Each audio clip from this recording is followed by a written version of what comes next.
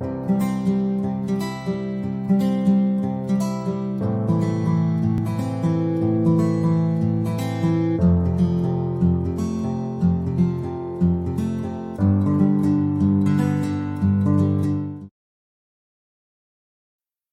will hear 4 different recordings and you will have to answer questions on what you hear.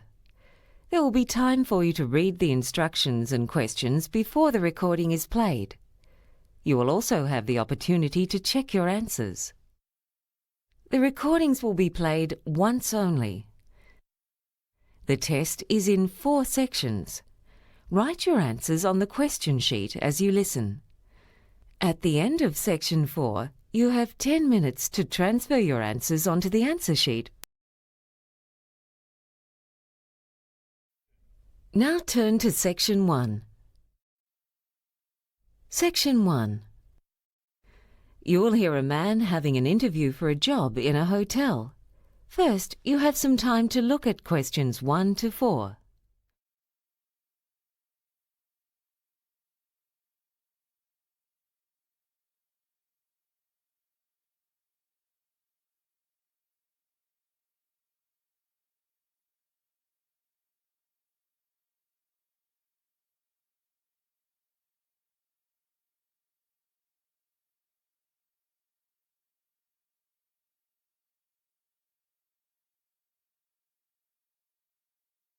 Now listen and answer questions 1 to 4.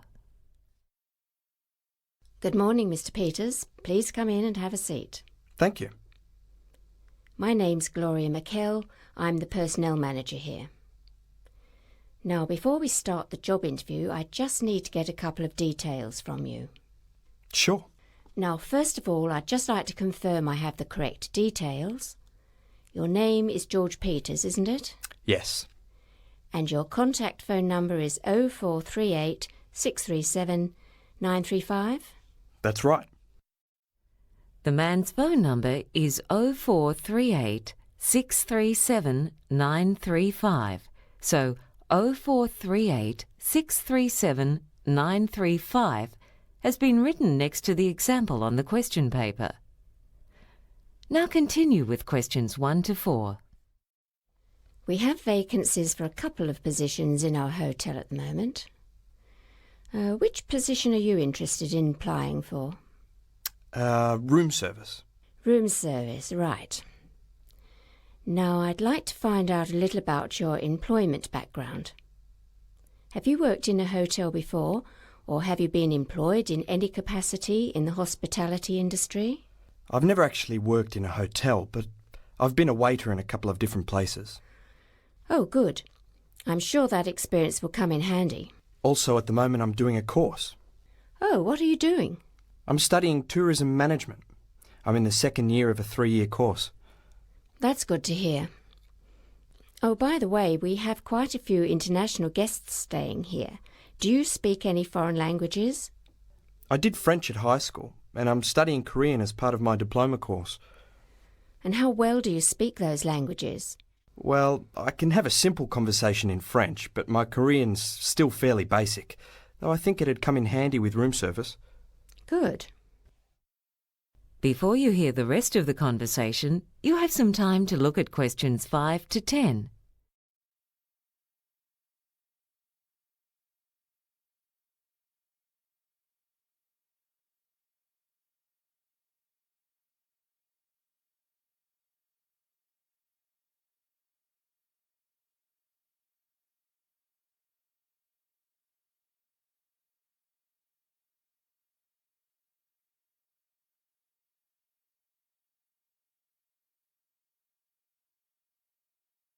Now listen and answer questions 5 to 10. Well, I've asked you a number of questions. Now I wonder if there's anything you'd like to know about the position or about the hotel. Could you tell me what the duties are of doing room service? I mean, I've got a vague idea, but it'd be good to know exactly what it involves. Yes, of course. In fact, your duties would not be limited to room service. There are a few extra things that are now part of the job you're applying for. For instance, the porter used to carry guests' bags to their rooms, but his position has been abolished and that would now be your responsibility. Unlike a waiter, you don't take their orders for food. The kitchen staff does that by phone. Right.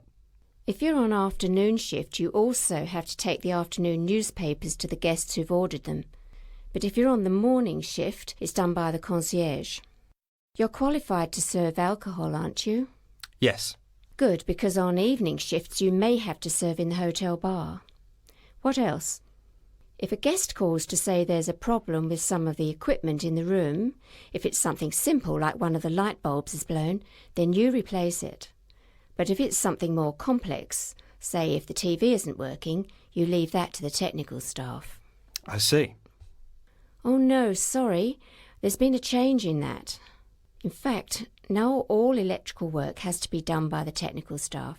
It's an occupational health and safety issue. Better to be safe than sorry, I suppose. Yes. You don't have to do any of the cleaning, though you do have to remove any dirty plates the guests have used in their rooms.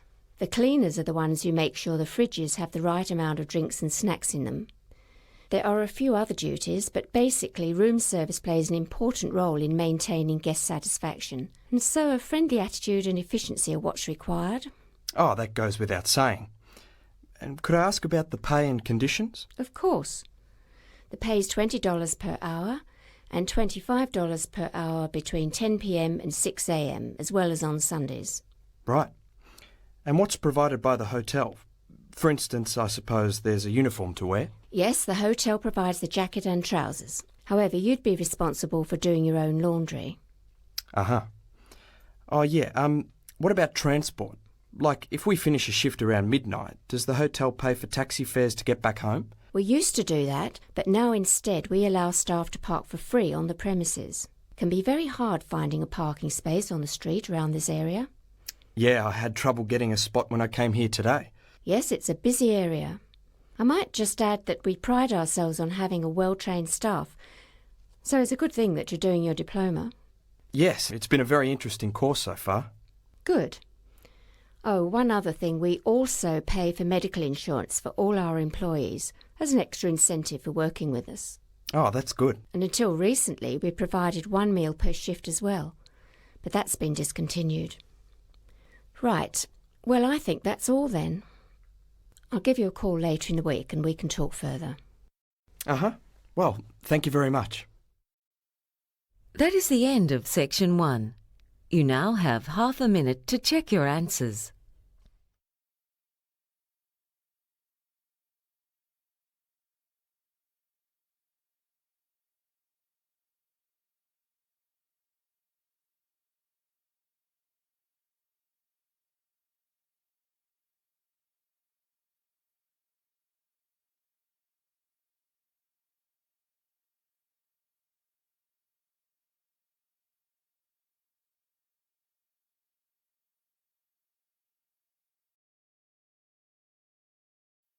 Now turn to Section 2.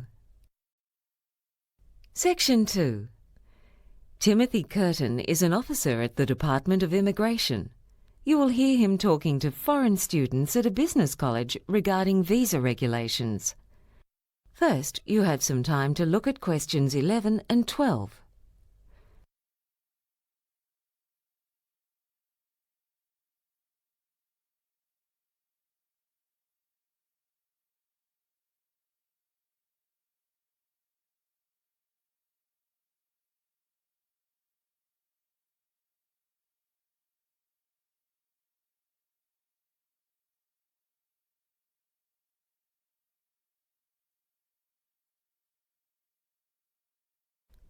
Now listen and answer questions 11 and 12.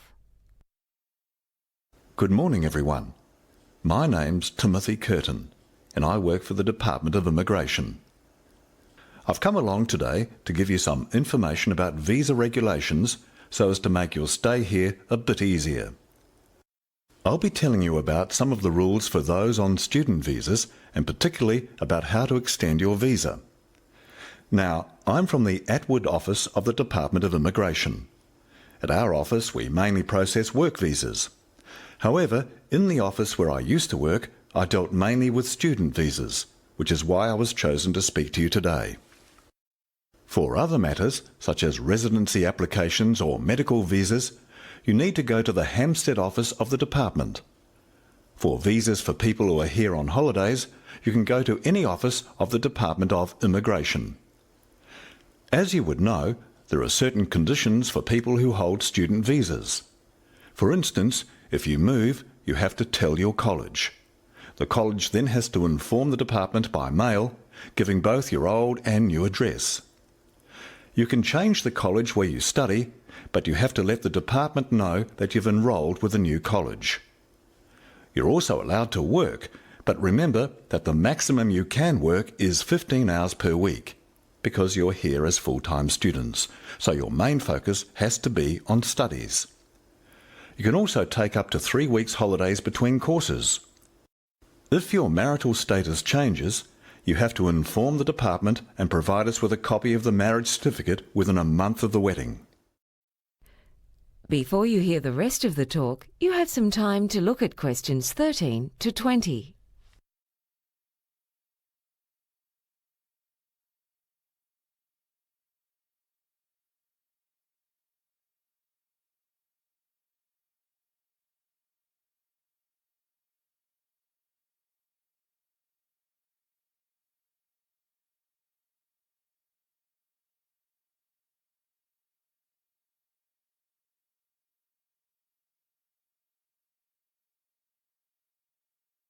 Now listen and answer questions 13 to 20.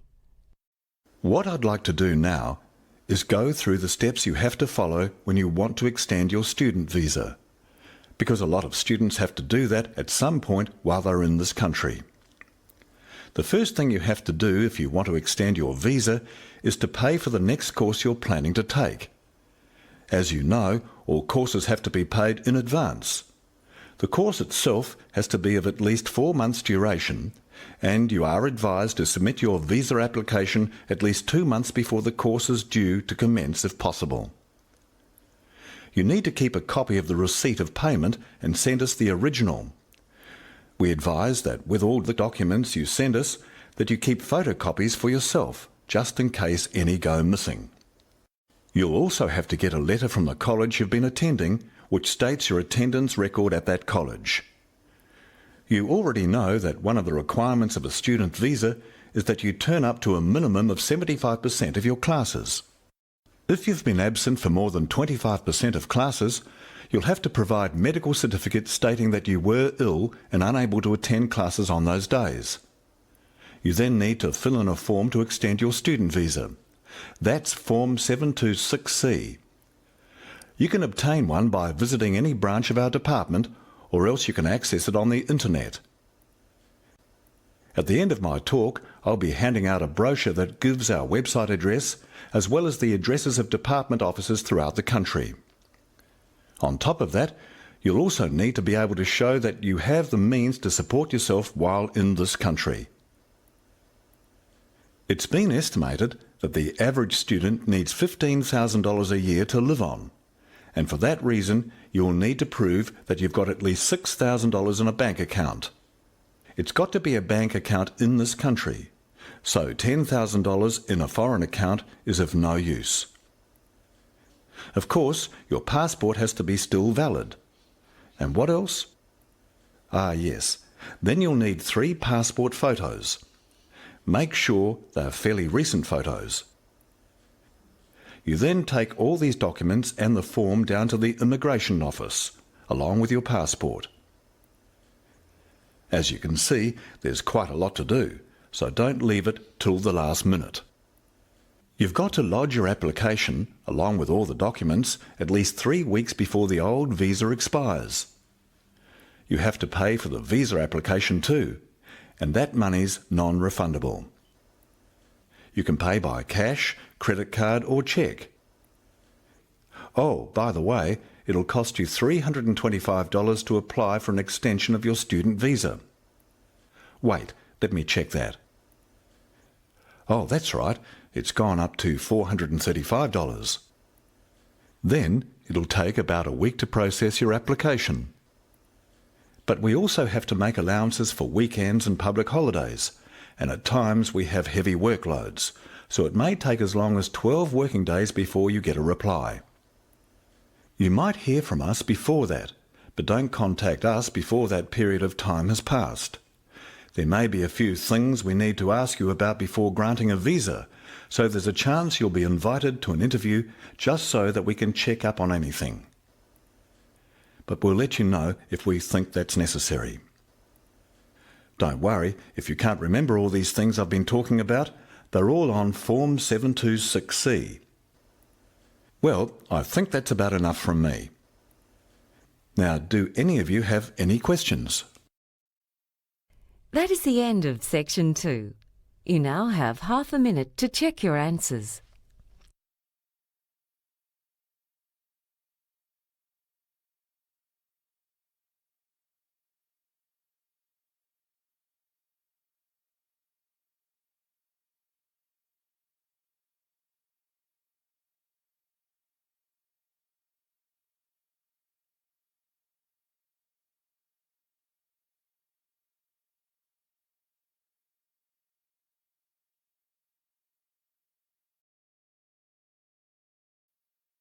Now turn to Section 3. Section 3. You will hear two marketing students, Maggie and Mike, talking to their teacher about a seminar presentation that they are preparing. First, you had some time to look at questions 21 to 24.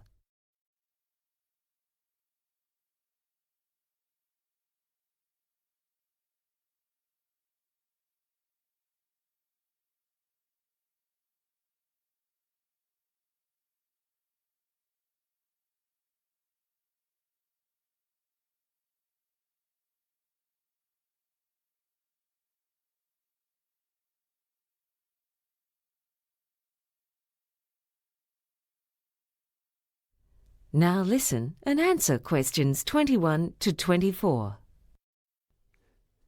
So, you two are going to give a presentation next week about the beauty industry, aren't you? Yeah, we've divided it into two sections. First we'll be looking at the place of the beauty industry in the economy. Yeah, and then we were going to look at what drives it, as well as some recent trends. That sounds like a good way of doing it. OK, Mike, how are you going to be starting off? Well, first we were amazed at the size of the industry. It's measured in billions, not millions. It's worth $160 billion a year globally. That figure includes products for hair care. They're worth $38 billion alone. Then there's makeup and perfume. I think that's $15 billion. Plus cosmetic surgery, skincare products, diet pills and health clubs. In America, more money is spent on beauty than on education. Really? Yeah. The profits of the leading company in the industry have been growing by 14% a year for the last 13 years. And the industry as a whole has been growing at a rate of 7% a year. In India, sales of anti-aging creams are growing by 40% a year. And you know the Avon ladies? Well, there are 900,000 of them in Brazil, which is more than the number of people in its navy and army. Amazing. Now, just going back a bit, you mentioned cosmetic surgery. Do you have any data on that? Yeah. It's worth $20 billion a year now, and the number of procedures they do in the US has jumped by more than 220% since 1997. Botox injections to remove wrinkles are the main thing done these days, but nose jobs and fat removal are still very common. And there's been a real boom in teeth whitening. Also, because the cost of cosmetic surgery has really come down, a lot more people can afford it now. And do you know much about the history of the industry?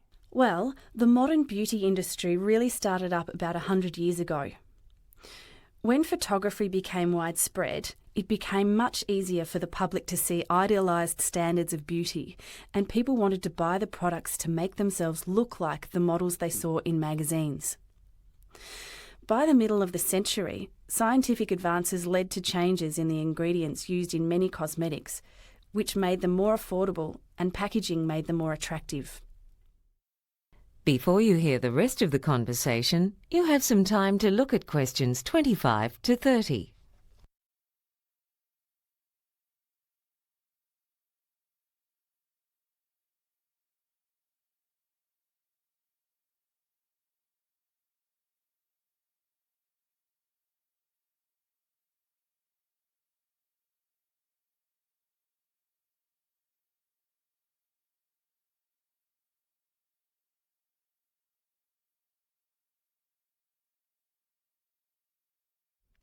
Now listen and answer questions 25 to 30.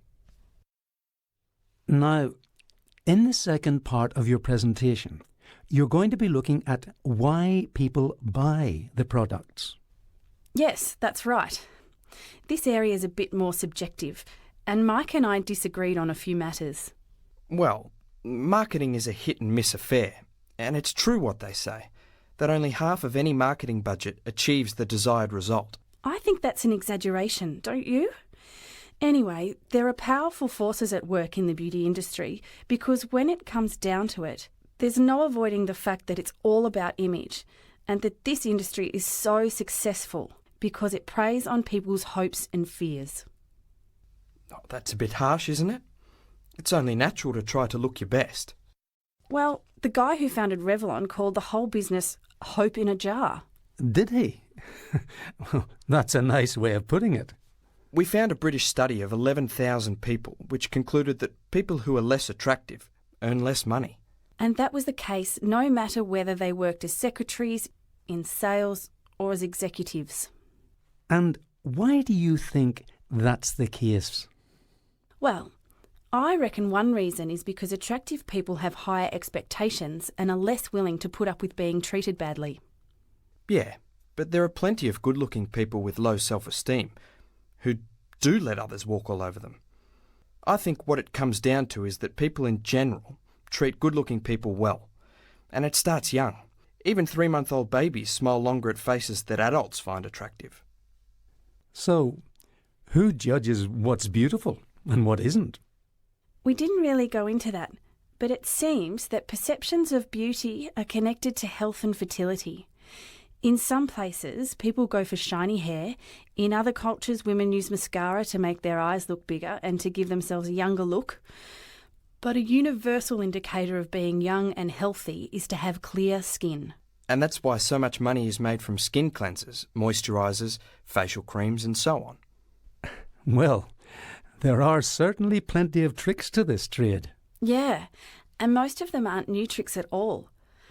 I think I could make a link at this part of the presentation to what Mike was saying about the early 20th century, because there's a trend now in the beauty industry to go back to the approach they had a century ago, when they stressed a connection between beauty and health. They got women to have facials and do exercise classes. Now they aim at beauty, but also like people to be fit, not just thin. Oh, come on. The industry just scares people into going on diets that can actually harm them. And most of those thin models aren't in good physical condition. They're just hungry. You can't tell just by looking. Anyway, I'm not denying that image is important. In fact, beauty firms spend up to 25% of their turnover on advertising. That's incredible. Isn't it? And they put just 2 or 3% into research and development. By comparison, in the pharmaceutical industry, 15% of sales goes into research and development. Well, it sounds like you've got the topic well covered. I'm sure the class will really enjoy your presentation. That is the end of Section 3. You now have half a minute to check your answers.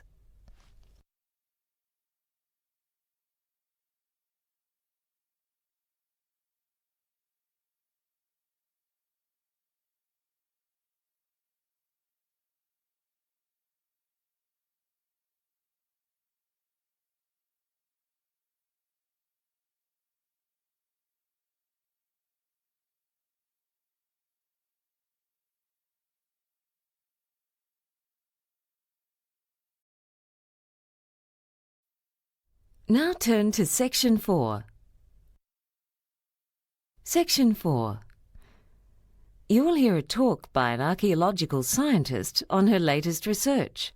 First, you have some time to look at questions 31 to 40.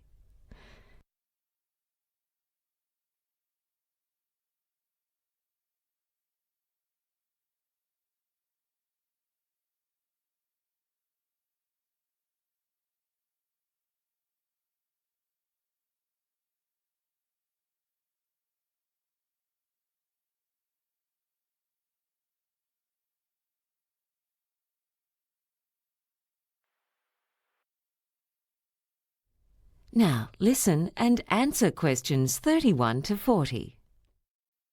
Good morning, ladies and gentlemen.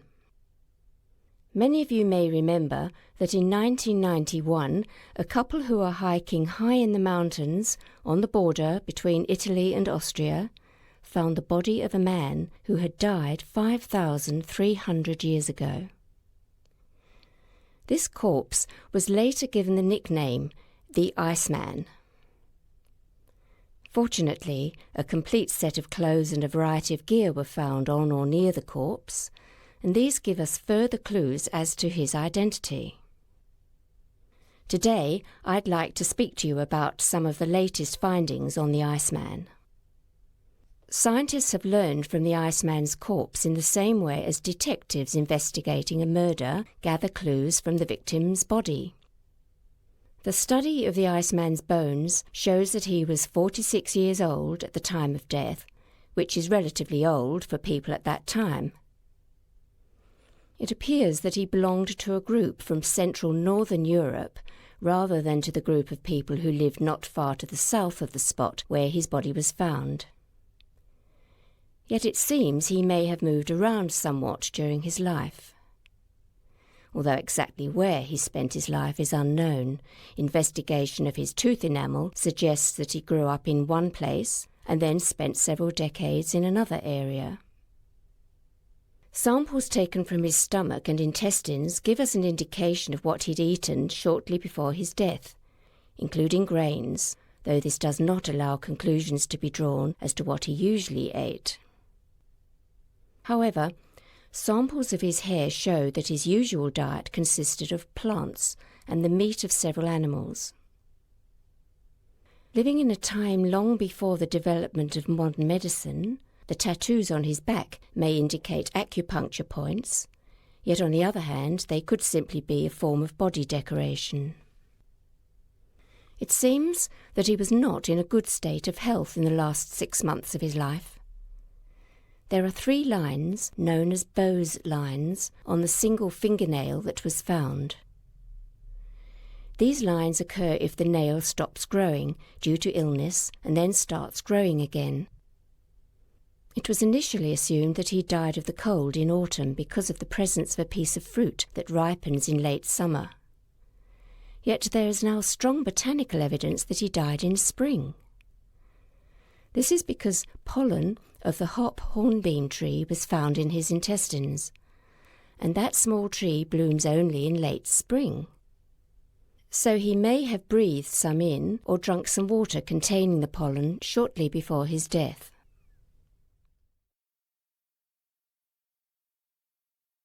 So what else do we know about the Iceman? He ate a primitive form of wheat which was baked into bread on an open fire. Although leaves of moss were found in his intestines, it appears that moss was not part of his diet, but had probably entered his mouth by accident. In those days, the local people had no paper bags or plastic wrapping, and so used moss to pack food in. Moss was a very versatile plant, with different varieties that grew far to the north, being used by the Vikings as toilet paper. The equipment found around the body gives us many clues as to his way of life. He was well prepared for climbing through the mountains. He had a jacket made from deer hide and goat hide, and a pair of shoes made from the skin of both goat and bear, and then insulated with plant material. Over the top of it all, he was wearing a cape made from grass and bast, which is made from bark. This could give us a clue as to his occupation. In fact, this cape resembles capes still worn by shepherds in the Balkans, and the site where he was found is near an area where shepherds traditionally take their flocks in summer. Yet the theory that he was a shepherd has little else to support it. It's been proposed that he was a hunter, due to the fact that he was carrying a bow and some arrows. Some earlier ideas that he was a warrior or a trader of flint have been abandoned for lack of any supporting material. The Iceman was found lying on a large rock, and so it was believed initially that he had fallen asleep on the rock and then died. However, the consensus now is that he died nearby and then floated into that position during periods when the ice thawed. There are several indicators for this. First, the awkward position of his left arm. Second, the position of his right hand, which was stuck under another rock. Third, the missing outer layer of skin. And the fact that some of his belongings were a few metres from the body. Despite these interesting findings, there are still many things that we don't know about the Iceman. What was he doing up there high in the mountains, apparently by himself? Did he die from exhaustion and cold while running away from danger? We may never know exactly what the cause of death was, because this would require an autopsy, which has not been allowed as it would cause too much damage to the corpse. When the body was first removed, it was thought to be that of a missing mountain climber, and a number of people disturbed the site, wrecking a good part of the evidence in the process. But hopefully, with further research, we will be able to solve some of the mysteries that still surround the Iceman, who's already taught us so much about the way of life at that time. That is the end of Section 4. You now have half a minute to check your answers.